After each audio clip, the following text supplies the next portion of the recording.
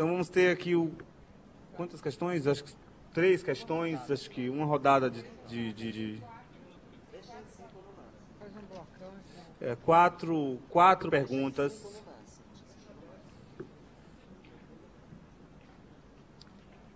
E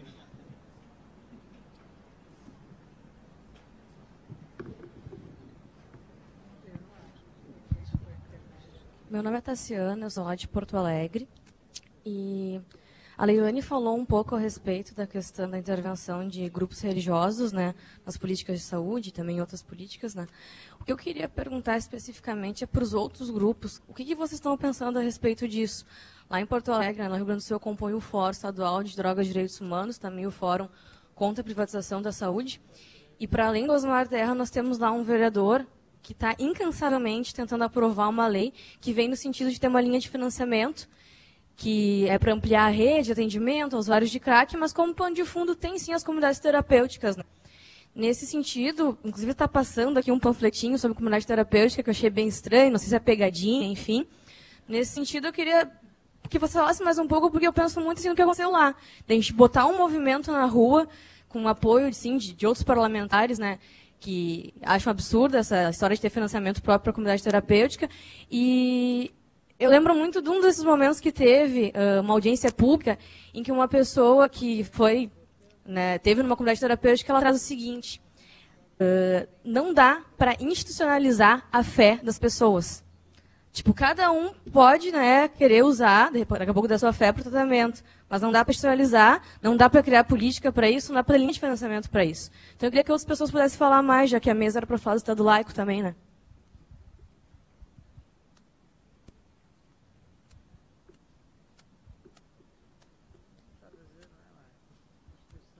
Bom dia a todos e todas. Sou Rafael, sou de São Paulo. Queria dar um salve aí, pessoal. Agradecer a organização do congresso. Todo mundo de parabéns. A mesa aí, pessoal, mandou muito bem. Queria perguntar para o Júlio, seu trabalho sobre a esquerda e as drogas, né? Mas eu queria saber atualmente se no campo da direita, do campo não progressista, quem é que está fazendo alguma concessão aqui no Brasil? Porque nos Estados Unidos o Partido Republicano parece que já tem uma abertura, e aqui no Brasil ontem o professor Siddhartha até citou um artigo do Dimenstein ali, elogiando o trabalho do Dartil, mas para além disso, no plano econômico, se tem alguém que está já tomou algum posicionamento nesse sentido. Obrigado.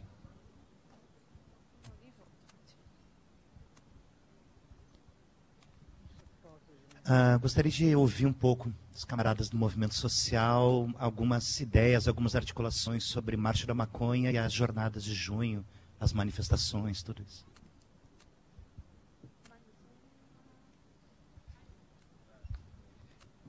Bom dia, meu nome é Rosane, eu sou do Rio de Janeiro. Adorei a mesa, eu vou ser depois a chata, eu vou ficar atrás de vocês, porque o tempo é muito pouco, não posso fazer pergunta para todo mundo, mas queria perguntar para o Júlio, porque essa questão me interessa muito. Assim.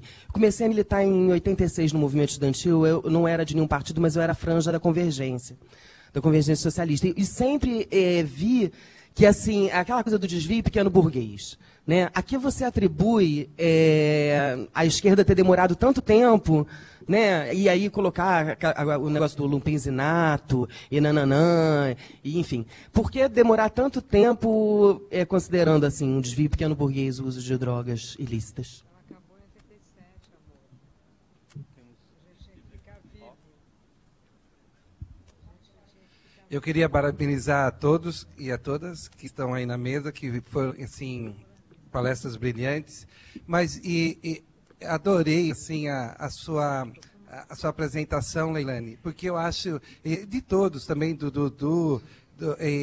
mas eu acho que eu tenho uma queda maior pelas apresentações que vocês dois fizeram, porque eu acho que nós estamos discutindo direitos dos usuários e Estado laico, mas eu acho que vocês colocaram assim, foram muito felizes de apontarem o estado de exceção.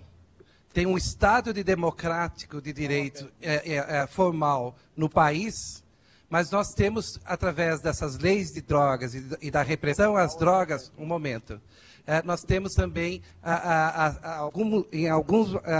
todos os estados prevêem um mecanismo de estados de exceção. E as drogas, em geral, legitimam. Eu gostaria que vocês explorassem mais, porque eu acho que a sociedade brasileira está num momento extremamente crítico e a gente pode viver um estado de exceção por uma série de justificativas.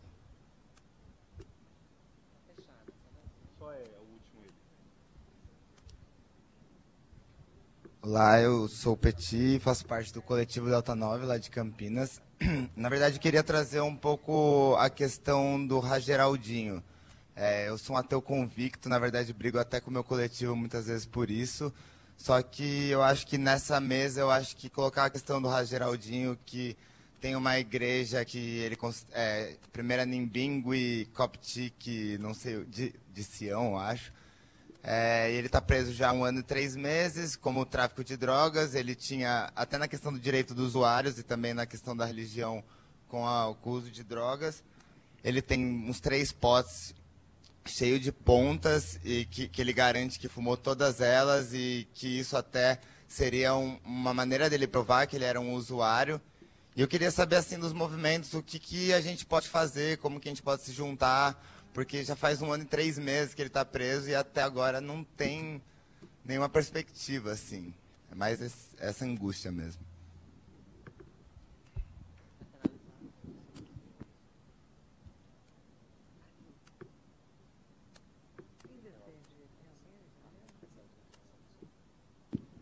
E agora a última pergunta com o professor Carline. Eu tenho uma pergunta direta para o Luiz. Ele está me ouvindo, será? Eu estou com... Estão me ouvindo, né? Eu tenho encontrado com alguma frequência um argumento daqueles que não querem legalização de drogas. E o argumento, eu não tenho resposta para este argumento. Então a pergunta que eu vou fazer não é provocação, mas é uma tentativa que estou querendo de encontrar uma maneira razoável de poder neutralizar esse argumento contra, né?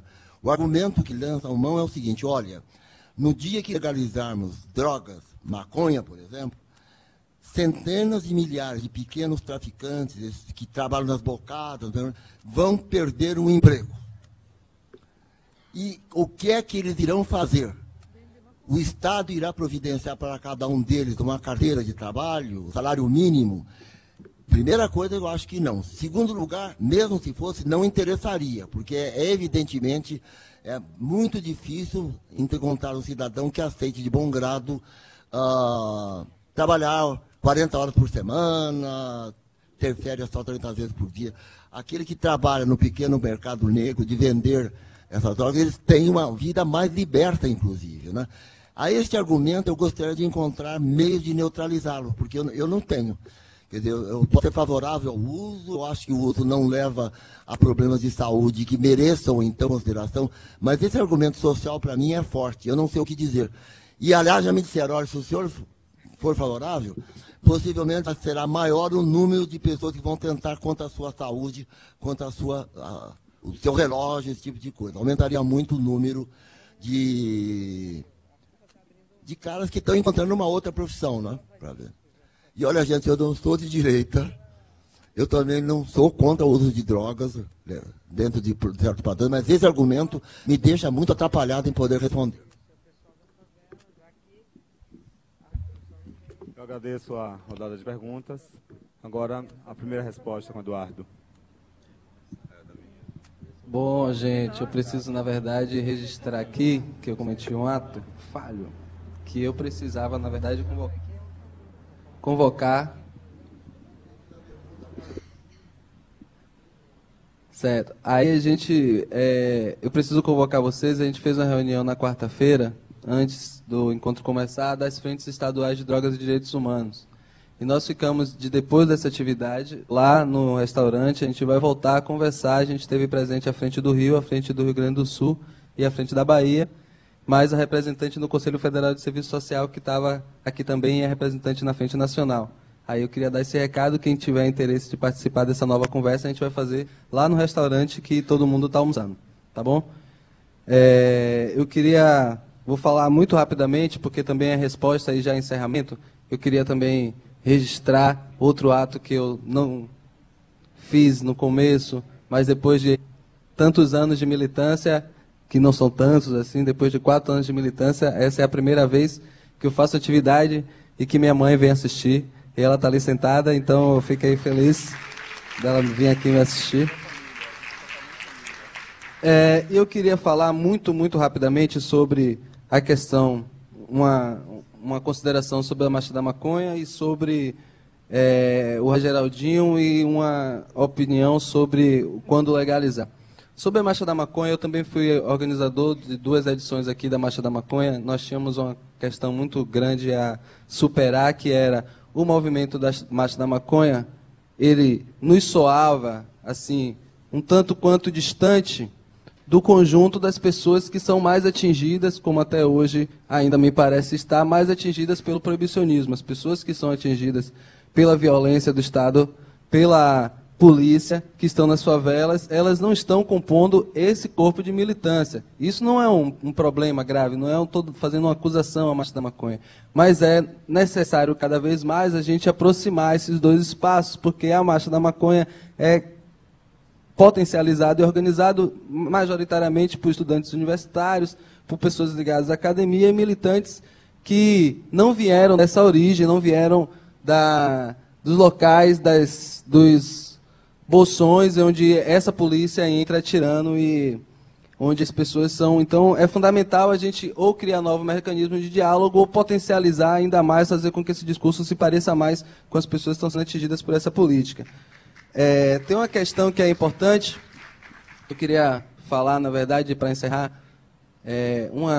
foi o companheiro Petit que falou, fundamental, o debate sobre Israel Geraldinho.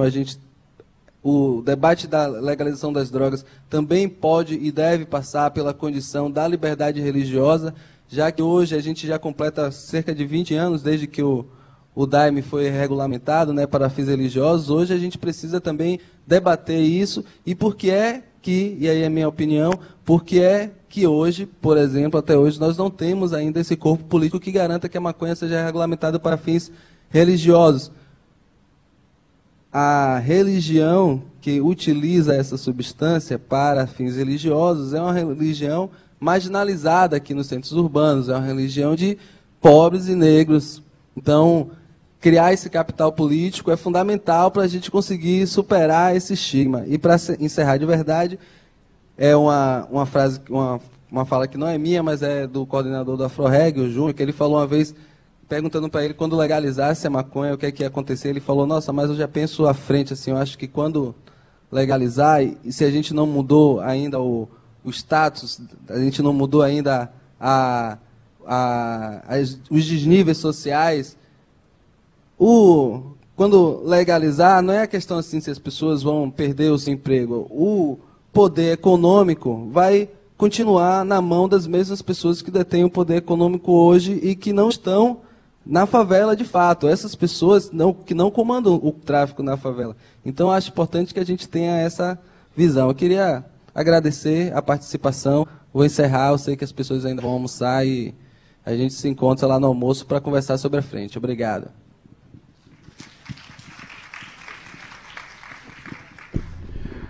Oi, gente, vou ser rápido, então. Uma situação difícil aqui, porque são perguntas muito boas.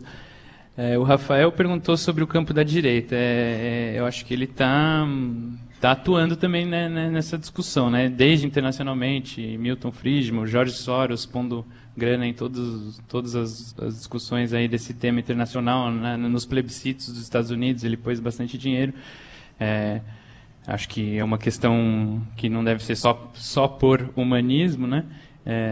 E aqui no Brasil também a gente tem uma série de grupos que têm debatido isso, né? E que acho que de uma forma ou de outra se enquadram no campo do antiproibicionismo, desde do Fernando Henrique Cardoso e as iniciativas que ele tem articulado, a Folha de São Paulo, a Rede Globo, que são organizações que defendem mudanças na política de drogas e que são evidentemente de direita, né? Então, eu acho que fica claro nesse espectro que é uma disputa também existe a disputa com os campos proibicionistas, mas existe um debate, uma disputa que eu acho que é saudável sobre alternativas no interior desse campo do antiproibicionismo, né?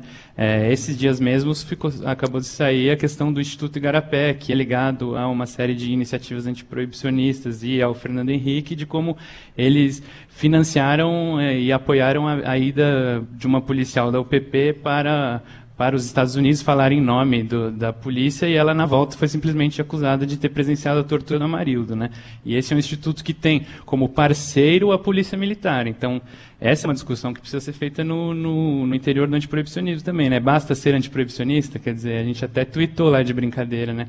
Não basta ser legalize, é preciso não torturar, né? E nem apoiar quem tortura, né? Então, acho que esses são debates sérios e que existem pontos de convergência, que acho que existem até possíveis unidades na ação, mas existem delimitações, para mim, bastante claras, e apoio à polícia a gente não topa, né? E a pergunta do Denis, dava uma mesa, né, Denis? Marcha da Maconha em junho, eu acho que daria... Foi interessante, porque a nossa marcha em São Paulo foi no dia 8 de junho, né? Já tinha E isso foi um sábado. Na quinta-feira começaram os protestos do MPL, né, em São Paulo. Então, e são parceiros antigos nossos, a gente compactua muitos dos princípios com o MPL de São Paulo e do Brasil. E logo depois começou, então a nossa marcha até ficou um pouco obscurizada, começou uma repressão fodida, gigantesca. A gente tinha até uma nota reclamando da repressão que existiu na nossa marcha, a gente nem soltou, ficou ridículo depois do que eles fizeram em junho, né? Mas eu acho que um dos pontos que daria para puxar esse debate seria exatamente por essa forma de atuação, né? A forma não partidária, a forma não hierarquizada, a forma em rede, a ligação pela internet, os vínculos de identidade, mas também sem grandes definições pragmáticas mantidas. Então, por aí a gente poderia fazer uma discussão de ver como, na verdade, a Marcha da Maconha é uma pequena parte também, eu acho, do que aconteceu em junho, e o que aconteceu em junho também vai ser uma pequena parte de crescer a Marcha da Maconha no futuro, e etc. Acho que a gente faz um pouco parte disso, né? A Rejane perguntou por que a esquerda demorou tanto. Eu acho que existe uma série de discussões, mas acho que, sobretudo, passam pelas essas discussões que eu coloquei em relação aos anos 60, 70, a discussão da forma de luta, a questão da ditadura também, as raízes hierarquizadas, verticalizadas no Partido Comunista, no trotskismo, de uma série de vertentes aí que acho que ajudam a explicar isso, né? Mas o interessante é que isso tem se aberto mais hoje em dia, acho que mais por iniciativa dos movimentos que foram por fora dessa esquerda tradicional, que acabou correndo atrás, do que o contrário, né? Então, se fortaleceu a Marcha da Maconha, se fortaleceu o antiproibicionismo, e a esquerda, aí percebeu que realmente era um campo, era um negócio sério, né? E, por fim, a pergunta do Carline é bastante interessante, é uma discussão que a gente trava em todas as atividades que a gente faz, sobretudo nas atividades de periferia, realmente é um tema que é dos mais colocados, né? E, na minha opinião, isso é uma questão que ela é maior, né? Ela é mais ampla do que a questão da legalização das drogas, né? Então, a legalização das drogas, a meu ver, não resolve essa discussão, ela não resolve nem a discussão da violência, nem a discussão da corrupção policial, nem a discussão do genocídio estatal, nem o encarceramento em massa. Vejo mais ela como uma medida emergencial dentro desse setor, né? Então, não vejo também como... Eu acho que, num plano ideal, a gente deveria defender que houvesse políticas públicas ou saídas para essas pessoas, redirecionamento, mas não vejo o Estado brasileiro, que é o que está assassinando essas pessoas, de repente passando a incluí-las. Na verdade, eu vejo a luta contra esse Estado, né? E pela criação de outras formas de sociabilidade. Então, me parece que é um nó bastante mais profundo, né? Mas, por outro lado, até também estava tendo essa discussão com o Denis outro dia, que ele disse que conversou com o MVBio e que ele falou, mas quem vai lucrar com a legalização não é o meu povo, né? Quem vai... E, de fato, acho que foi o que o Dudu falou e tal. Mas também é esse povo que é quem está morrendo, que é quem está sendo exterminado. Isso não só os trabalhadores do tráfico, mas toda a região onde eles moram, seus parentes, suas famílias, suas vidas, né?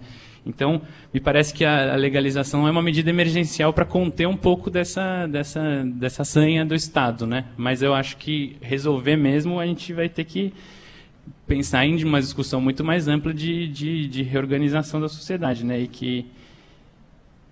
que não me parece que é resolvida via Estado, pelo contrário. Eu queria falar também. Vou falar rapidamente para você. Não dá, porque assim, eu sou uma ex-presa política, ex-torturada, e não dá, né? Então a gente tem que, em nome da história, colocar as coisas, né? A questão da droga na militância contra a ditadura, porque a gente estava militando contra a ditadura, né? Então, a droga, a maconha, principalmente, que as pessoas usavam, ela não estava no nosso primeiro plano. Gente, o primeiro plano era derrubar a ditadura, sobreviver, né, às quedas sucessivas, né? O movimento de esquerda no Brasil não se resume ao PCdoB no Araguaia, né? Inclusive quero fazer uma correção, os jornais que apareceram não apareceram nos pequenos grupos dentro do PT, os jornais eram a forma de expressão dos grupos clandestinos que nem estavam no PT, porque o PT ainda não existia, o Companheiro, vários jornais. Então eu acho que assim, neste momento não era o foco, não era esse o foco, né? Não era uma grande questão, né? E eu acho que essa luta lá atrás, ela vem, toda a luta pelo Estado democrático, ela acaba criando as condições para que hoje você até possa ter a Marcha da Maconha, né? Eu acho que a gente não pode esquecer o papel importante que o Geraldinho Siqueira teve, né, em dar visibilidade, o próprio Genuíno, no campo do PT. Mas você teve outras pessoas, o próprio Gabeira, né, que nunca, enfim. Mas assim, naquele momento, não dá para você olhar o passado com os olhos de hoje. Você tem que olhar o passado com os olhos do passado e fazer o balanço e as considerações do que olhar com os olhos de hoje para trás e falar aquilo aconteceu por causa disso, não dá, né? Então acho que é importante a gente colocar os pingos nos is, e acho que a gente tem que almoçar, porque daqui a pouco eu, por exemplo, vou ter um troço, que eu sou velhinha, né? Prometo ser rápida. Pegando a deixa do que você falou maravilhosamente agora. Eu discuti um texto do Paul Ricoeur na semana passada na minha aula, um texto lindo que chama-se O Passado Tinha um Futuro. Então, é justamente isso, assim, é um anacronismo a gente... ou seja, as pessoas do passado, elas tinham projetos e tinham sonhos, alguns que não conseguiram ser realizados devido a determinadas contingências históricas, sociais também. Então, 30 anos se passam e a gente acumula um conhecimento prospectivo sobre uma realidade retrospectiva. E aí passa a julgar essa realidade a partir de um conhecimento que não era acessível para aquelas pessoas daquele momento. Então, é uma questão realmente muito importante que você tocou. Tarciana, só numa frase, é um absurdo. Certamente é um absurdo. Sobre a Marcha da Maconha e as manifestações, lá em Natal nós enfrentamos, eu faço parte também do coletivo Cannabisativa, que é quem organiza as marchas de Natal, e lá a gente, assim, como todo mundo todos os organizadores de marcha Brasil afora devem ter escutado a imprensa local, os jornais, os noticiários locais, fazendo aquela avalanche de críticas. A mais recorrente era, né? Tanta coisa importante para se fazer. Por que esses jovens não fazem uma marcha pela educação? Uma marcha contra a corrupção? Uma marcha pela saúde? Aí eu respondo, a Marcha da Maconha é uma marcha pela educação, é uma marcha pela saúde, é uma marcha contra a corrupção também. Porque quando ela ataca o proibicionismo, que na sua essência engloba todos esses interditos, todas essas questões sociais tão graves, né? Ela é necessariamente uma marcha contra a corrupção e a favor da saúde, da vida e da educação. Necessariamente. Eu acho que a nossa luta maior é justamente essa. Fazer com que a sociedade consiga entender que o benefício da legalização não é só para os usuários de drogas. Não é só para as pessoas que usam drogas. É um benefício para a sociedade como um todo, né? Eu acho que esse é o maior desafio. E aí, professor Carline, concordando um pouco com o Júlio, certamente, assim, a legalização não vai resolver totalmente o problema de exclusão dessas pessoas. O livro do Dennis Burgerman aponta que em algum momento na Califórnia, alguns desses indivíduos estão sendo, sim, incorporados, né, ao sistema na condição de pequenos empreendedores, né, de pequenos empresários do negócio. Certamente nem todos serão absorvidos, inclusive pelo que o senhor falou. Para muitos deles não há interesse em ser absorvido pelo sistema. Eles gostam de estar justamente à margem do sistema porque permite uma margem de manobra maior, não é, de administrar a vida, enfim. Então, uma situação ideal era justamente isso, que a gente tivesse muitas oportunidades na saúde, na educação e na cultura, e aí isso, de alguma maneira, como você falou, assim, coisas que atraiam, coisas que agreguem essas pessoas. Não sei se só a legalização vai fazer essa guinada toda, mas, sem dúvida alguma, ela é um passo fundamental e decisivo nesse caminho. Então, para fechar, Fernandes, o Agamben, ele tem 2 livros recentemente publicados no Brasil que chamam-se justamente Estado de Exceção, e o outro chama-se O que Resta de Auschwitz. E os livros se complementam, porque justamente o que resta de Auschwitz é a possibilidade do Estado ser de exceção. O Estado de exceção, fundado lá na Europa totalitária naquele tempo, continua a pipocar de vez em quando nas nossas democracias de hoje, né? Então, é exatamente essa conclusão que a gente chega, né? Então era isso, acho que para não se aprofundar mais com prolixidade, com o que já foi discutido, né, exaustão, obrigada, até a próxima.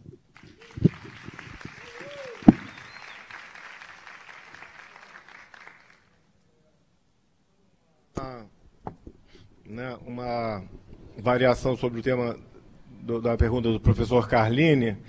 O que eu acho que é importante considerar é que, quando houve a lei seca, né, as mesmas pessoas que estavam vivas no começo da lei seca e no fim da lei, estavam vivas, né, a maioria das pessoas que estavam vivas no começo da lei seca nos Estados Unidos, elas também estavam vivas quando acabou a lei seca, que durou 12, 13 anos. Então elas sabiam como era antes e voltaram, foi fácil voltar ao estado anterior.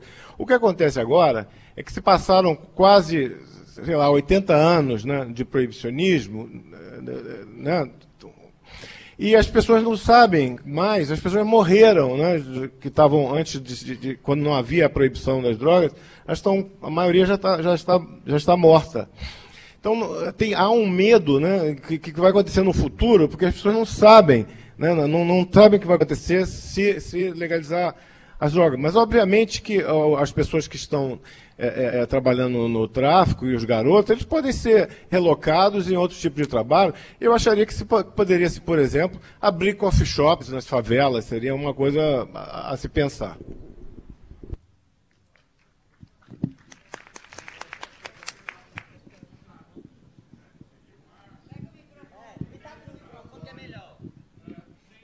Para encerrar, a gente vai ouvir umas considerações do professor Rubens.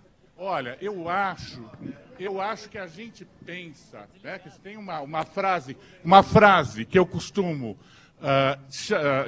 que eu passo a usar, que é a miséria das nossas políticas públicas, que é maior que a nossa miséria, né? E nesse sentido, eu estou lembrando, eu acho que assim, no primeiro governo petista, numa discussão sobre alternativas para a juventude, né? Quer dizer, havia uma proposta, assim como hoje, felizmente, o governo federal, né, quer dizer, aumentou quantitativamente as bolsas para o ensino superior, mas era de instituir uma bolsa, né, quer dizer, para o ensino médio que pudesse ocupar os jovens no ensino médio.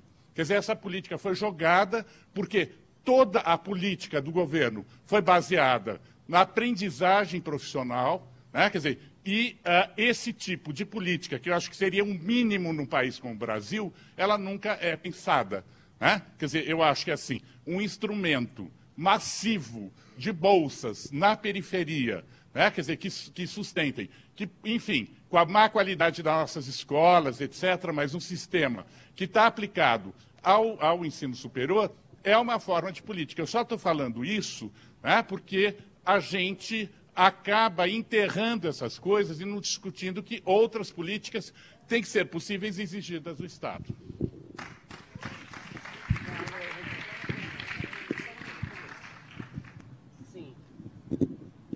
Nós acabamos ignorando a colocação do colega lá, né? E acho que seria uma questão, né? Eu acho que, de repente, talvez o Congresso pudesse pensar numa moção, em alguma coisa dessa natureza, em apoio a essa pessoa, que eu não sei quem é, não conheço pessoalmente, mas eu acho que talvez fosse um encaminhamento, né? Já para ignoramos a questão, né? A gente teve um grande atraso. Eu gostaria, nesse momento, de encerrar os trabalhos, agradecer novamente à organização, né, pelo espaço concedido, agradecer a todos que resistiram, né, bravamente até o final da mesa.